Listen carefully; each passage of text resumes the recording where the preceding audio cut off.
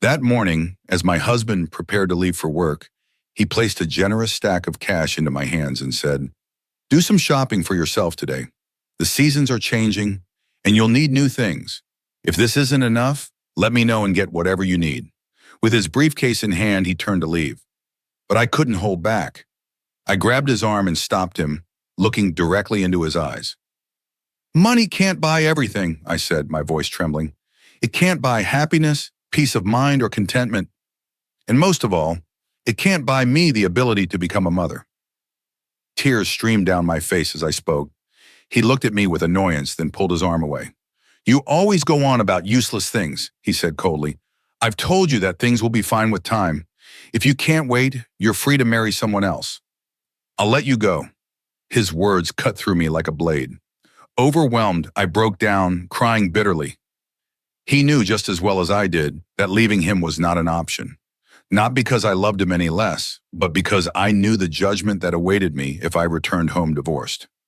In our family, divorce wasn't just a personal failure. It was a stain on the entire household. Women who came back from their in-laws were not met with sympathy, but with scorn. "You couldn't make it work?" they would ask. "You couldn't compromise? Women endure so much for the sake of their homes. Why couldn't you?" These words weren't whispered behind backs. They were said directly, like accusations. For that reason, many women in our family endured unbearable conditions. They accepted their fates in silence, suffering quietly rather than facing the ridicule of their own families. I had seen it firsthand. My older sister had married a man who was deeply insecure and controlling. He was abusive, both physically and emotionally, and the household she married into did nothing to protect her. They watched silently as she suffered. Over time, her spirit broke. The vibrant, loving sister I once knew became withdrawn, almost lifeless. She would come home occasionally, her eyes filled with silent pleas for help. Yet every time she sought solace, our parents urged her to return. "You have 3 younger sisters," they reminded her. "If you come back divorced, what will become of them? Who will marry them? For their sake, endure it. For their future, don't be selfish." I was furious. Couldn't they see her pain? Didn't her suffering move them at all? Yet their words were always the same. "Think of your sisters. Don't be selfish." So she would return to her husband's house, beaten down by guilt and duty. She endured it all until one day we received a terrible phone call. The story was that she had been cooking and the stove's gas had been left on. The kitchen caught fire, and she didn't survive. I knew immediately that it wasn't an accident. This was no tragic mishap.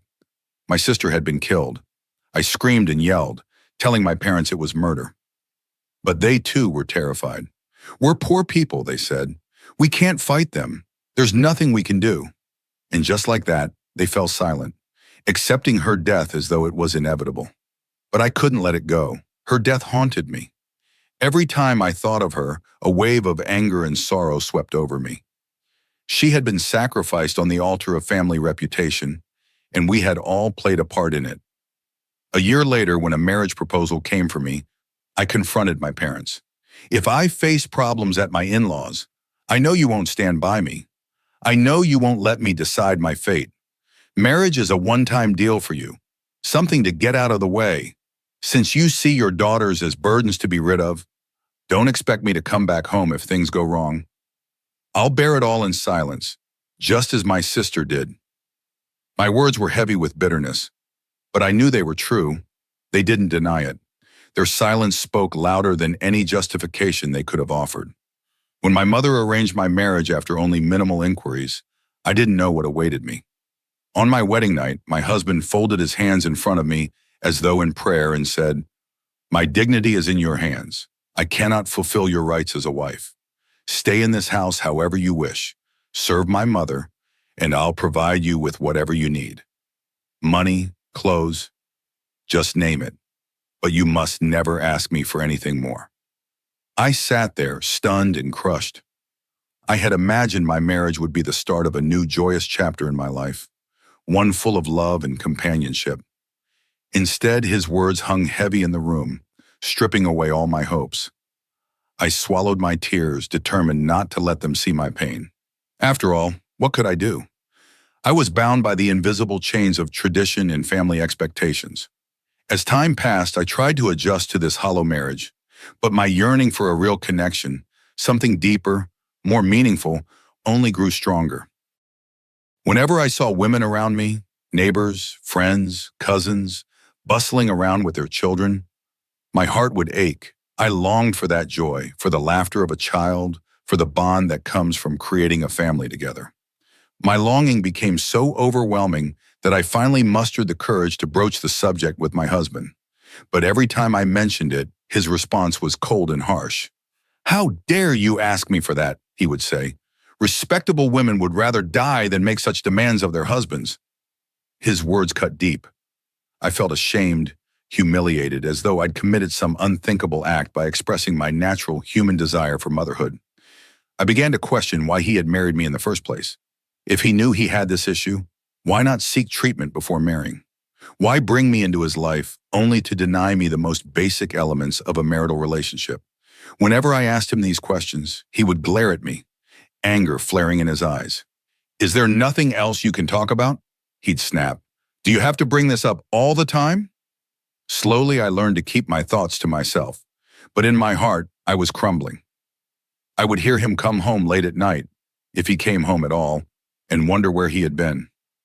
His explanations were always the same. "Work kept me late. Business is demanding." I couldn't accuse him of infidelity because given his condition, it seemed impossible that he'd be seeing someone else. Yet his indifference was unbearable. Despite everything, I had no choice but to wait and hope. Whenever I pressed him for answers, he would tell me he was undergoing treatment, that things would get better soon, and I just needed to be patient. But as the weeks turned into months and the months into years, I saw no improvement. I began to feel as though I were pleading for something obscene, begging a stranger rather than my husband for what should have been a natural part of our relationship. Even my mother-in-law remained silent on the matter. She never once asked me why there had been no children after all this time. Perhaps she knew the truth about her son, but if so, why had she arranged this marriage? Why subject me to a life that would only bring heartache? Amidst all this turmoil, the only person in the family who ever opened up to me was my brother-in-law. He was younger than my husband, and when he fell in love, he confided in me.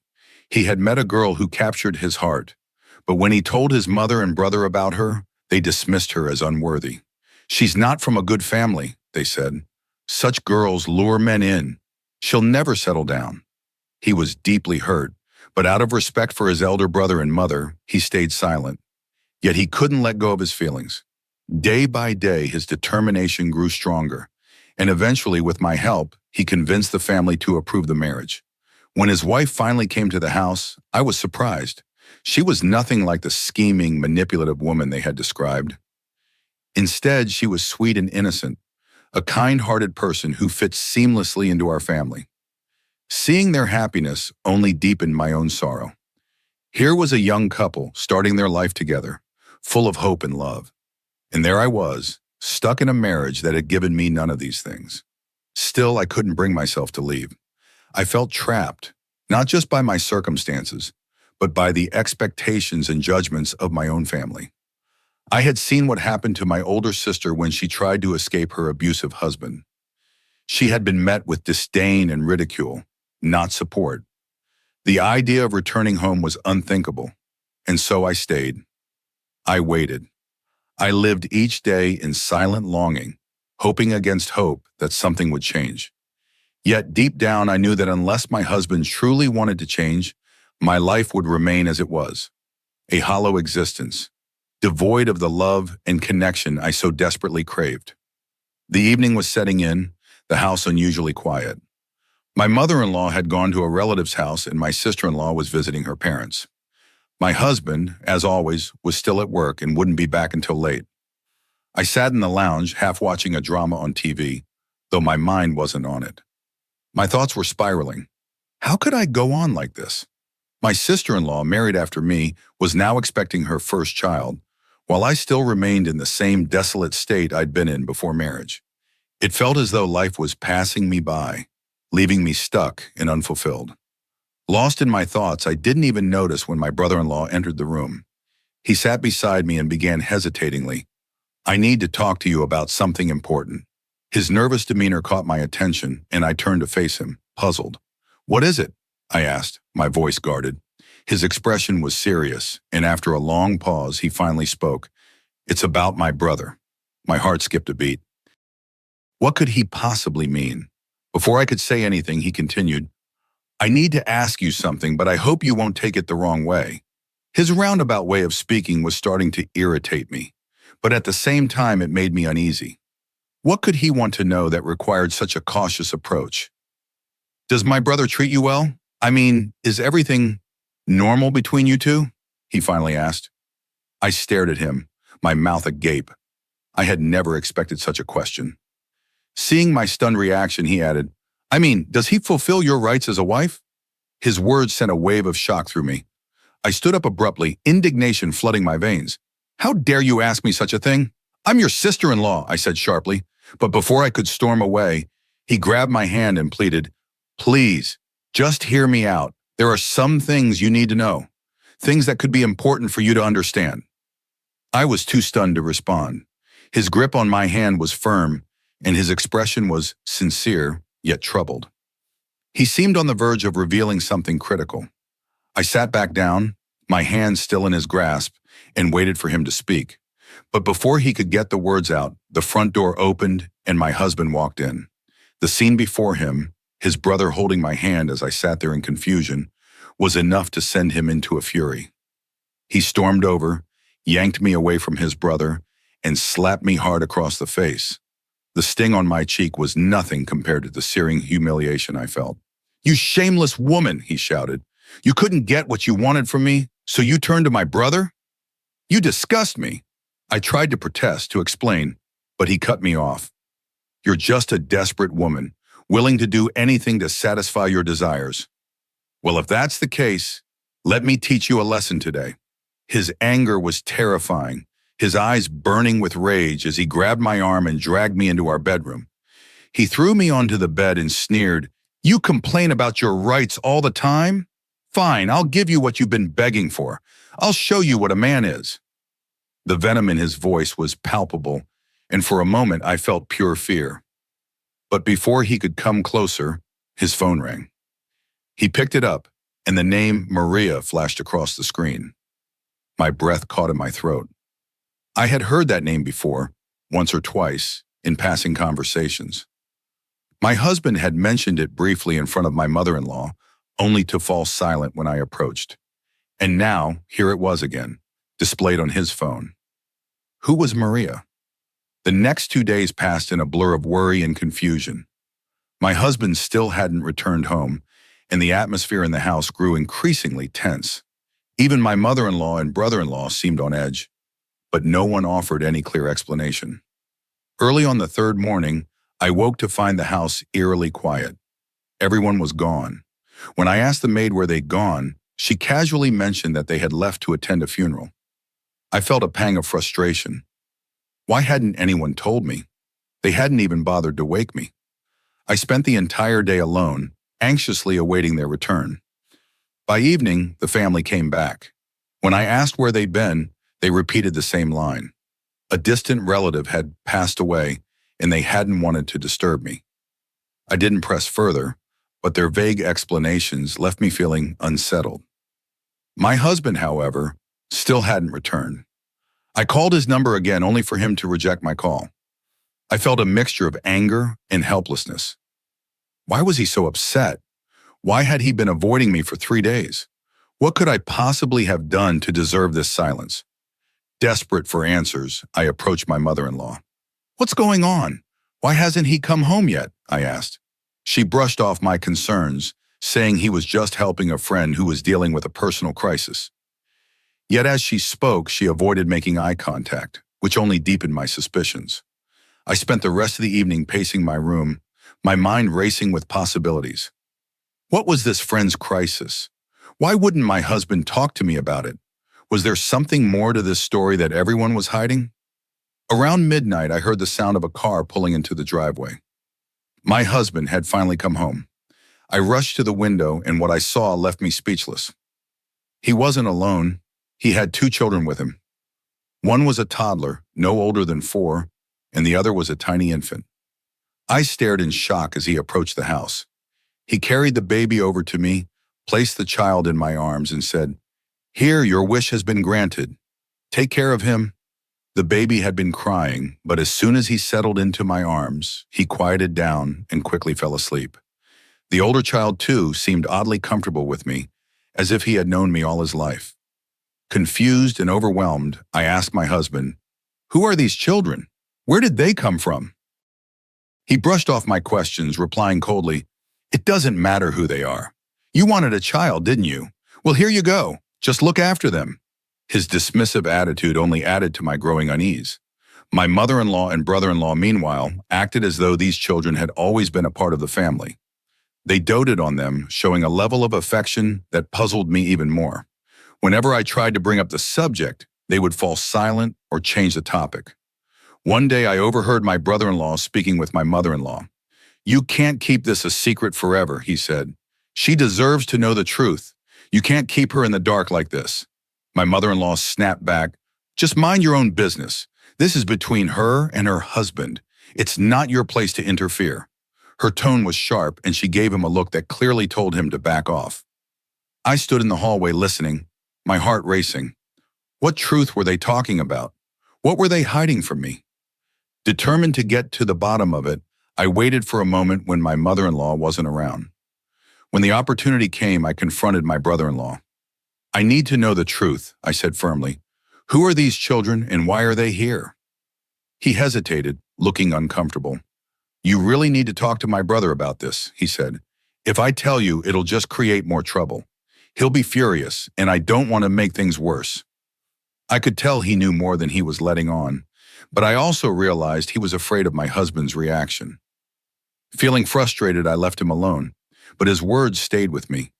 There was something more going on, something everyone seemed to know except me. That evening, when my husband came home, he seemed to be in a surprisingly good mood. For the past few weeks, I had noticed a shift in his demeanor. He was kinder, more present, and far more attentive than I had ever known him to be. Perhaps it was because I was taking good care of the children and had grown close to them.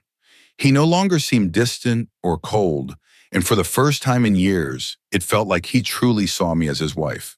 Still, the change puzzled me. Hadn't he once insisted that he couldn't fulfill his duties as a husband? What had changed? The mystery surrounding these children and the sudden warmth from my husband gnawed at me. Finally, one evening, as we sat together, I mustered the courage to confront him. "Please, just tell me the truth," I began softly, trying to keep my tone calm. "Who are these children, and why did you once tell me that you couldn't be a proper husband to me? You owe me an explanation." He let out a deep sigh as though he had been expecting this moment. For a long time he didn't speak, and I thought he might ignore my question entirely.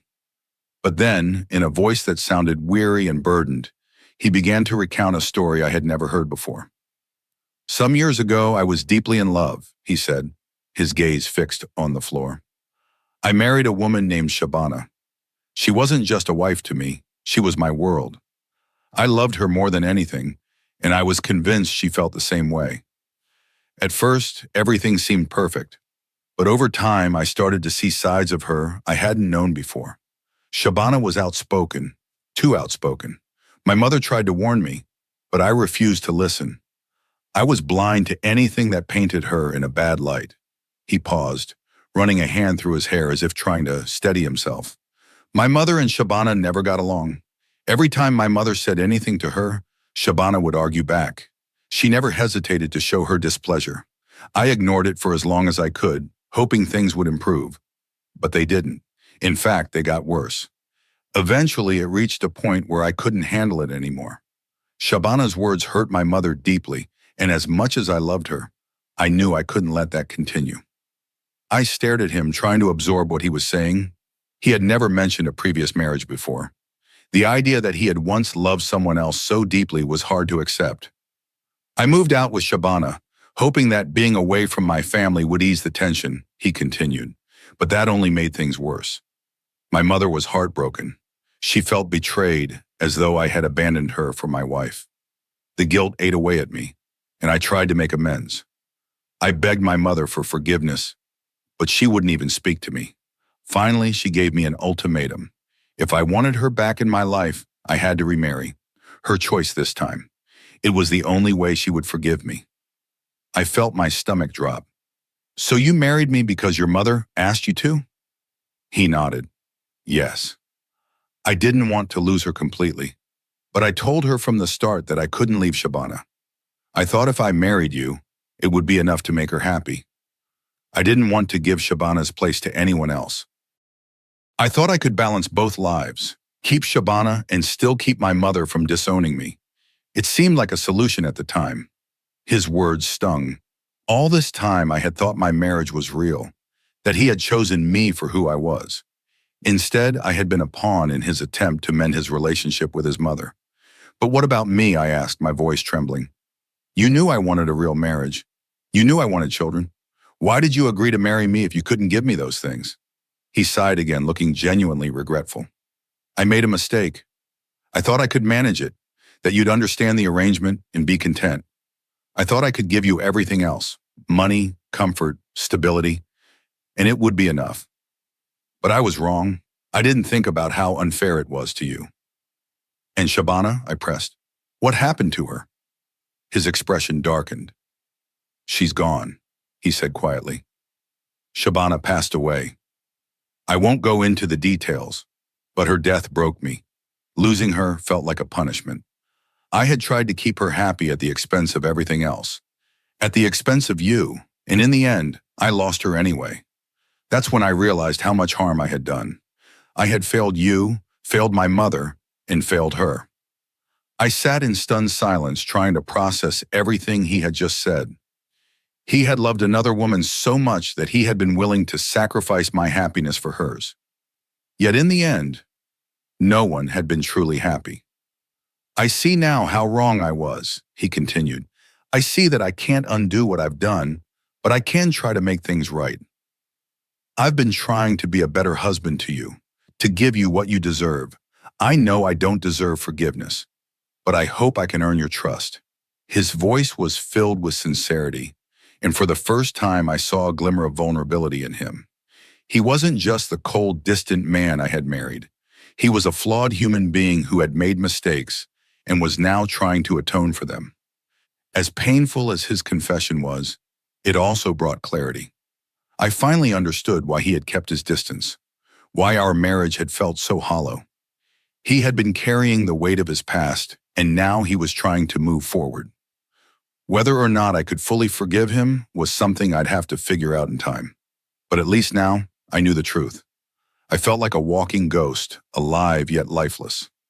My young children had lost their mother, and their maternal relatives tried their best to convince me to give the children into their care. They even suggested that I marry my late wife's younger sister, allowing her to step into my life as my new partner. But neither option was acceptable to me. I told them firmly that I had already remarried and had no intention or desire to marry again.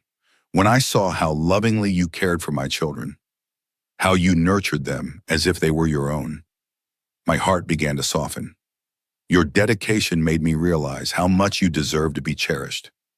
I began to truly appreciate you, and for the first time I questioned why I had denied you the love and attention you deserved. I saw how much warmth and kindness you brought into our home, and I realized how cruel I had been to deprive you of joy and affection. On top of that, my mother and younger brother were always on my case about how I treated you. They openly criticized me, pointing out that I was wrong to deny you your rights, that I was punishing you for no reason. They reminded me that you were a good woman and that you deserved happiness too. Their words began to sink in, and I couldn't ignore the truth any longer. Hearing all this, I finally understood the gravity of what I had done. I realized that I had taken advantage of your vulnerability, that I had turned your life into a lonely, joyless existence. I didn't want to keep living that way, and I didn't want you to continue suffering because of my past mistakes. So I'm asking for your forgiveness. I'm asking for the chance to do better, to be the husband you deserve. From now on, I want to honor you, respect you, and make things right. When you heard my heartfelt confession, you wept. your tears mingling with my own. You told me how you had always felt the weight of your circumstances. You came from a humble family that would never have accepted you back after marriage. You felt trapped, and that made my mistreatment even more painful. Your voice trembled as you admitted that my actions had stripped your life of meaning, that I had made you feel like a prisoner in your own home. I folded my hands together and begged for your forgiveness. I promised that from now on, I would let you lead the way. Whatever you wanted, I would do. I would give you the respect, love, and care you deserved. And when Allah finally blessed us with a son, I understood how much I owed you, not just for enduring those difficult years, but for helping me heal and for making our family whole. From that point onward, I vowed never to treat my stepchildren differently. They had become an integral part of our lives, a source of happiness and completion for both of us. They brought love into our hearts and strengthened our bond. Without them, our home would never have felt truly complete. In many ways, they were the ones who helped me see the light, who reminded me of the man I wanted to be. How could I possibly turn my back on the love they gave so freely? That's why, as I stand here today, I feel blessed to have found a partner like you. You showed me what family truly means, and you taught me how to love again. Through your patience, kindness, and unwavering strength, you brought life back into a home that once felt so empty. I can never thank you enough for what you've done, for me, for our children, and for the family we've built together.